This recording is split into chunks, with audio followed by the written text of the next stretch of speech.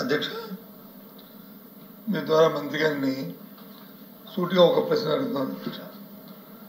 గత ప్రభుత్వం చేసిన నిర్ణయం అని పదే పదే చెప్పారు అధ్యక్ష. ఆ నిర్ణయం పేదల కోసం వారికి 20 సంవత్సరాలు దాటిన తర్వాత హక్కులు అనుభవిస్తే వారి కుటుంబాలకు అది పోషణగా ఉంటుంది, ఆర్థికంగా ఇష్టపడిన ఉద్దేశం చేసింది అధ్యక్ష. సూటిగా అడుగుతాం, దీన్ని మీరు కొనసాగిస్తారా లేదు దీని మీద మరి ఆ చట్టాన్ని రద్దు చేస్తారా? ఆ విషయాన్ని మీ ద్వారా మంత్రి గారిని అడుగుతున్నాను అధ్యక్ష. దాన్ని ఆ చేసిన చట్టాన్ని కొనసాగించదలుచుకున్నారా, దాని నుంచి రద్దు చేయదలుచుకున్నారా? ఏదైనా అభిప్రాయం ఉంటే అభిప్రాయాన్ని మంత్రి గారు చెప్పాల్సిన కోరుతున్నాను అధ్యక్ష.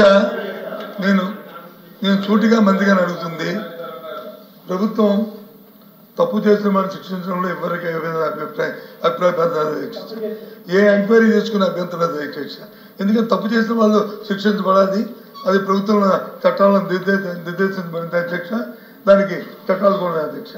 కానీ నేను అడిగిన సూటిగా ఏదైతే ఈ చట్టం లోపభూయిష్ట చట్టం అనేది ఆయన మాటల్లో చెప్పారు, ఆ మాటల్లో చెప్పిన ఆ భావాన్ని ఆ లోపభూయిష్టమైన అనుకుని మీరు అనుకున్నప్పుడు దీన్ని కొనసాగిస్తారా, దీన్ని వచ్చి రద్దు చేయడానికి వెళ్ళి ప్రతిపాదన చేస్తారా?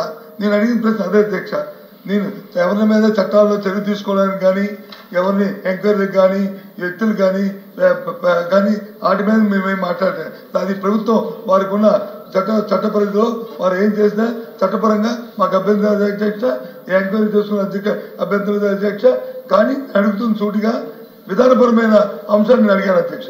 నేను అడిగింది ఆ విధానపరమైన అంశాన్ని దయచేసి గౌరవ మంత్రి గారిని చెప్పవలసిగా సభ ద్వారా ప్రధాని గారిని చెప్పవలసిన కోరుతున్నాను అధ్యక్ష. చెప్తాను అధ్యక్ష, పేదల పక్షాన ప్రభుత్వం తెలుగుదేశం ప్రభుత్వం అధ్యక్ష. ఎప్పుడు కూడా పేదలకు మంచి చేయాలని తప్పంతా పనిచేసే నాయకుడు చంద్రబాబు నాయుడు గారు అధ్యక్ష. వాళ్ళలాగా పేదలు అడ్డు పెట్టుకుని ఎప్పుడు కూడా దోచుకోవాలని చెప్పి ఆలోచించారు అధ్యక్ష. ఇది జరిగింది గతంలో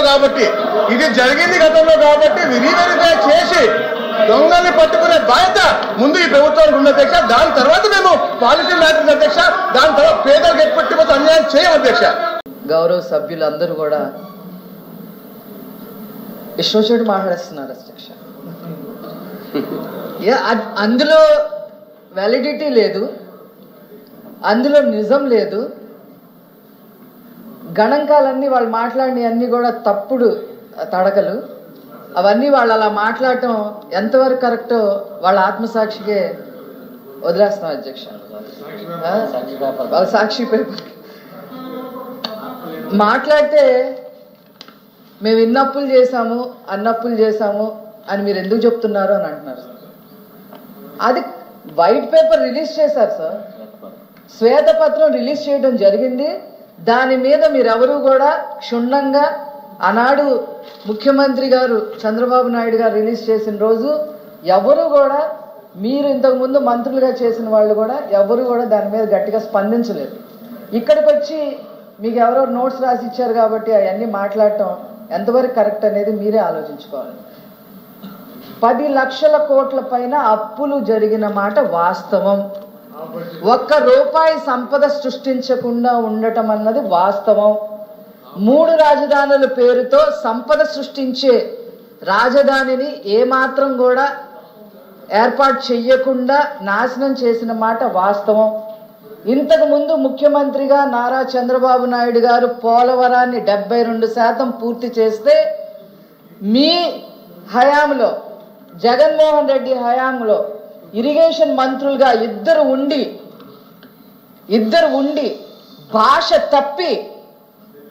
భాష కూడా తప్పి 22లో పూర్తి చేస్తాం, 23లో పూర్తి చేస్తాం, 24 అది ఏమి చేయలేదు.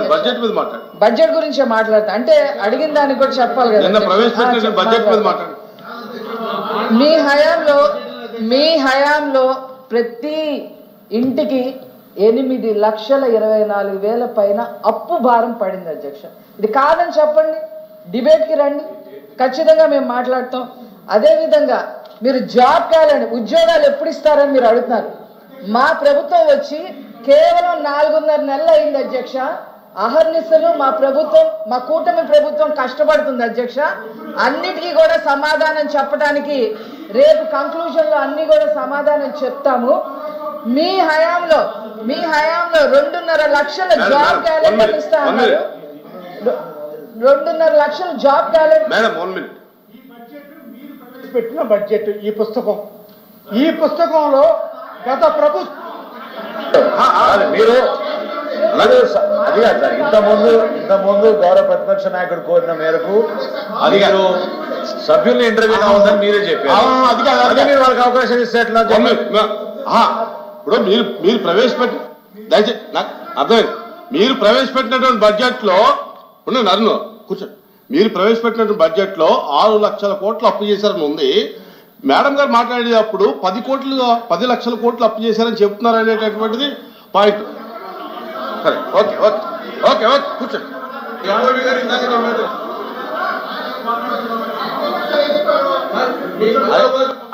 అరుణ్, అది జస్ట్ ఒకసారి అధ్యక్ష ఒక్క నిమిషం అప్పుల్లో కార్పొరేషన్ పరంగా చేసిన అప్పులు ఇందులో కూర్చోండి రామారావు, కూర్చోండి. ఇందులో కలవాలి అధ్యక్ష. ఇది బడ్జెట్ గురించి చెప్తున్నారు రామారావు, కూర్చోండి. జాబ్ క్యాలెండర్ కూర్చోండి. ప్రతిదీ పట్టు. అధ్యక్ష గౌరవ సభ్యులు అడిగారు, ఒక మాట అడిగారు అధ్యక్ష, మీరు ఉద్యోగం రామారావు కూర్చోండి. అప్పులు అవన్నీ దొరకట్లేదు అక్కడ రికార్డుల్లో. కూర్చోండి. నాయుడు గారు మీరు ఎవరో అధ్యక్ష కూర్చోండి. కూర్చోండి. బడ్జెట్ గురించి మాట్లాడటంతో పాటు ఈ ప్రభుత్వాన్ని దుయ్యబట్టడమే పనిగా వాళ్ళు పెట్టుకున్నారు అనేది స్పష్టం అధ్యక్ష. అందుకనే నేను మాట్లాడాల్సి వస్తుంది. మీరు ఎన్ని ఉద్యోగాలు సృష్టిస్తారు? వచ్చి మేము 4.5 ఏళ్ళు అయ్యింది, 4.5 నెలలు అయ్యింది. ఆల్రెడీ ఉద్యోగాలు రప్పించడం కోసం నారా లోకేష్ గారు మొన్న మధ్య అమెరికా ప్రయాణం కూడా చేయడం జరిగింది. మీ అందరికి కూడా తెలుసు. నిన్న రిలయన్స్ వాళ్ళు వచ్చారు, ఒప్పందాలు చేసుకున్నారు. 2.5 లక్షల ఉద్యోగాలు ఇవ్వడానికి వాళ్ళు ముందుకు వచ్చారు. మీ హయాంలో నేను ఎక్కువ ఈ ఉత్తరాంధ్రకు సంబంధించి బొత్స గారికి కూడా వారి మనస్సాక్షి తెలుసు. మరి ఇక్కడ మరి ఏం మాట్లాడతారు? మీ హయాంలో ఉత్తరాంధ్రలో వచ్చిన పరిశ్రమలన్నీ లూలు గ్రూప్ తో సహా అన్ని గెంటేయటం వాస్తవం కాదా? ఇప్పుడు అవన్నీ మళ్ళీ రివైజ్ చేసుకోవాల్సిన పరిస్థితి వచ్చిందని చెప్తున్నా అధ్యక్ష. తర్వాత అధ్యక్ష మేము చెప్పింది ఖచ్చితంగా చేస్తాము అని చెప్పి ఈ సందర్భంగా తెలియజేస్తున్నాను అధ్యక్ష. జగన్మోహన్ రెడ్డి గారి లాగా బటన్ నొక్కి డబ్బులు వేయకుండా కన్ఫ్యూజన్ లో ప్రజల్ని పడేసే పరిస్థితి ఈ కూటమి ప్రభుత్వం చెయ్యదు అధ్యక్ష. రెండోది అధ్యక్ష, ఇంకోటి చెప్తున్నాను అధ్యక్ష, వీళ్ళు మాట్లాడే ముందు హోంవర్క్ చేసుకొని రావాలి అధ్యక్ష. నేను కొంత హోంవర్క్ చేసుకొని వచ్చాను కాబట్టి చెప్తున్నాను అధ్యక్ష.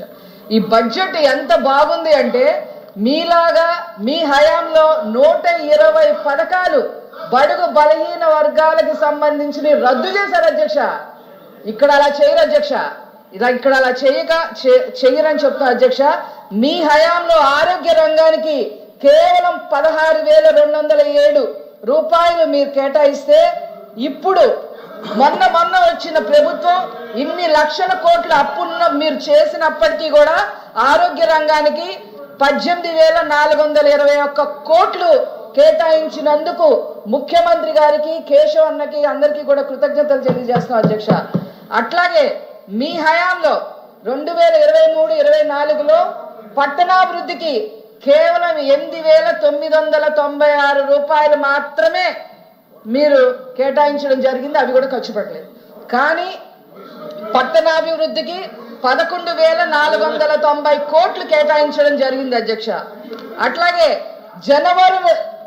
జలవనరుల కోసం మీ హయాంలో కేవలం 10,969 మాత్రమే మీరు కేటాయించి ఖర్చు కూడా పెట్టకపోతే ఇప్పుడు 16,705 కోట్ల రూపాయలు కేటాయించడం జరిగింది అధ్యక్ష. ఇప్పుడు ఆపరేషన్ లేకుండానే మోకాళ్లకు ప్లాస్మా ట్రీట్మెంట్. మీ ఆర్థోపెడిక్ సమస్యలన్నిటికీ రోబోటిక్ టెక్నాలజీ ద్వారా తక్కువ ఖర్చుతో శాశ్వత పరిష్కారం. Free consultation. ప్రతి ట్రీట్మెంట్ పై 20% డిస్కౌంట్. ఈ ఆఫర్ కొద్ది రోజులు మాత్రమే. త్వరపడండి. V9 hospitals 9281465842.